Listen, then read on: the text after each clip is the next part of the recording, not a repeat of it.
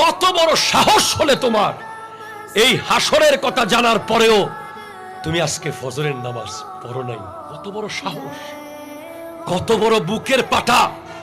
তোমার বুক কি কাঁপে নাই? তোমার কলিজা কি গলে যায় নাই ভয়ে? তুমি যে আজকে জোহরের নামাজ পড়ো নাই, তুমি আজকে আসরের নামাজ পড়ো নাই, তুমি আজকে মাগরিবের নামাজ পড়ো নাই।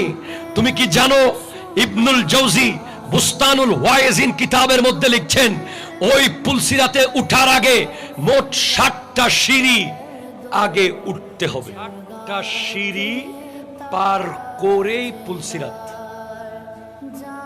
60টা সিঁড়ির প্রথম সিঁড়িতে দাঁড়ানোর সাথে সাথে জিজ্ঞেস করা হবে গোটা জিন্দেগির নামাজের হিসাব। যেদিন থেকে বালেক হয়েছেন সেদিন থেকে সমস্ত নামাজের হিসাব। যদি সমস্ত নামাজের হিসাব দিতে পারেন তাহলে সেকেন্ড সিঁড়িতে যাবেন। সেকেন্ড সিঁড়ি হলো আত্মীয়তার হিসাব। কত রক্তের সম্পর্ক আজ, বছরকে বছর কোনো যোগাযোগ নাই।